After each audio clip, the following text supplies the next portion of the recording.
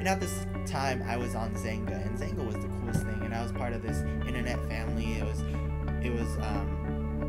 before YouTube even was popular. It was at my time, people did web design and did websites and vlogged, and it was crazy. It was a crazy time.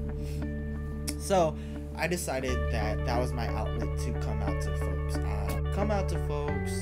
Through the internet, and little by little, I did that. But with that came haters, like, you're a fucking gay guy, all that stuff, and just actually backtrack.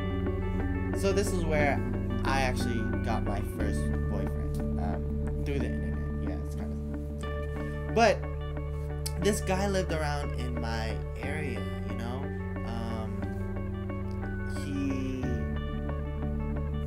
He lived in San Francisco, and at the time I lived in the South Bay. And so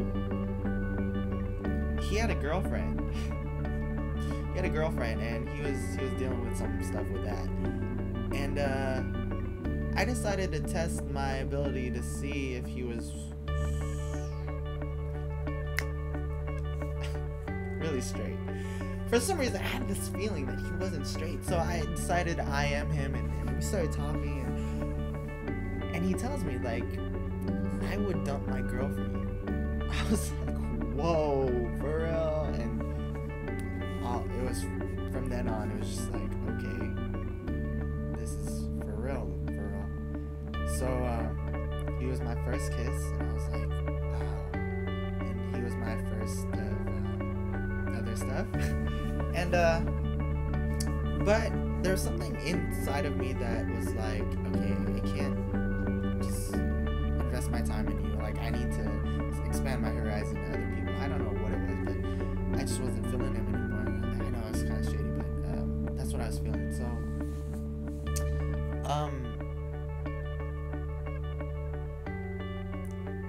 I ended up breaking up with him. And so I ended up breaking up with him, but breaking up with him was easy. The hardest part was what happened after the breakup. Now this guy sacrificed everything for me, like girlfriend was, and he even came down here when came down to the South Bay to see me, and then I break up with him. That's kind of harsh for a person to do, and hard for a person, especially when they had a relationship with a girl. So this guy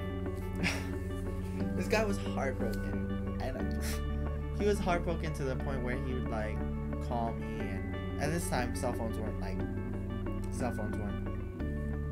in, it was landline. He would call me, and my mom would be like, what are these calls from San Francisco? Who do you know from San Francisco? And I'd be like, no, I don't know about you from San Francisco. No, I don't know about you. But yeah, he'd call, and after that, I think I just stopped calling him, and then I left my aim on.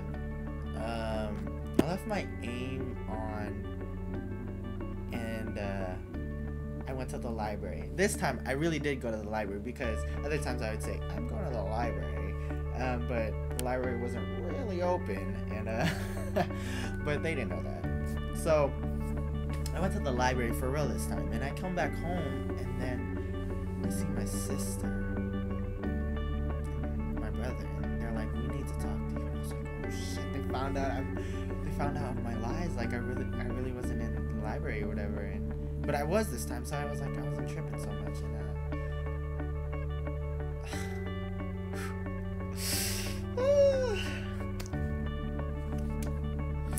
they oh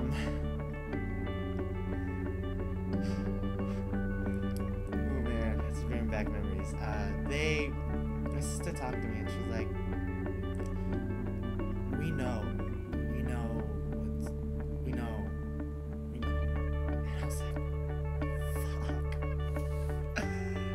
And they told me that my mom got a letter from my ex-boyfriend confessing my love, and to this day I don't know what that letter said, but my mom got it, and she read it, and then they looked through my computer and my AIM and whatever, they saw that I guess he left messages and stuff like that, and my brother like searched through my whole computer and like looked at everything that I did and stuff, and they found it that way. So that's how I came out, on accident. It wasn't I'm gay, but it was more like oops, shit. Yeah, I'm gay.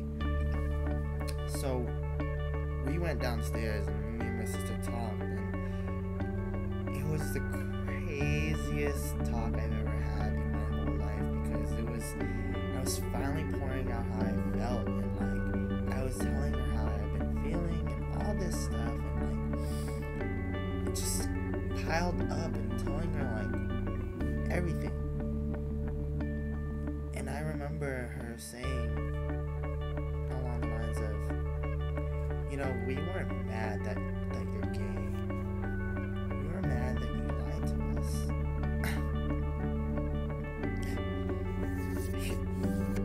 they weren't mad that I was gay.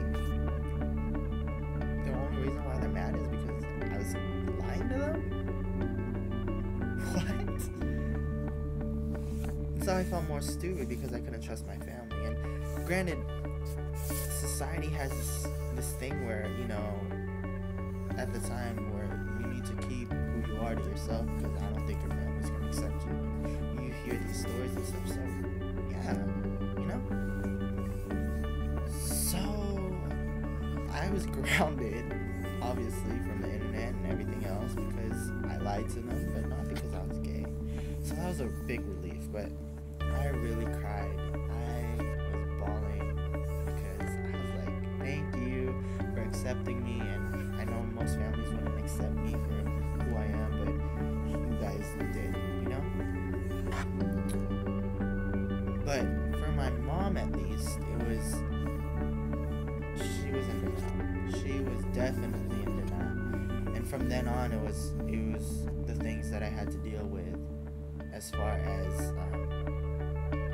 me coming out. She would tell me, like, you know, that I shouldn't have girlfriends at this time because, you know, I'm dealing with school. She wouldn't say you shouldn't have boyfriends, da da da. She would say it's not time for you to be with a girl, da da da. And saying this in Tagalog is totally different ball field. It sounds different and it means different. So her saying that was just like, dude, like, you're really not accepting me for who I am. And when I got piercings, that's when she was like, she flipped out because she was like, you're being like a girl now, and like she'd say these remarks, and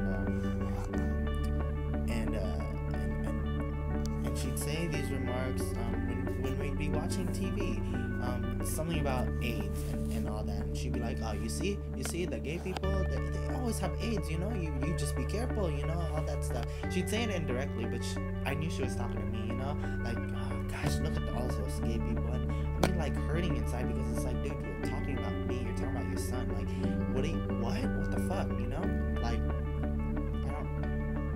I had this time where I was just like pissed off at my mom about her feeling that way. And it was just really hard. Now telling out my family and my family knowing about me, I had to deal with my ex-boyfriend's crew.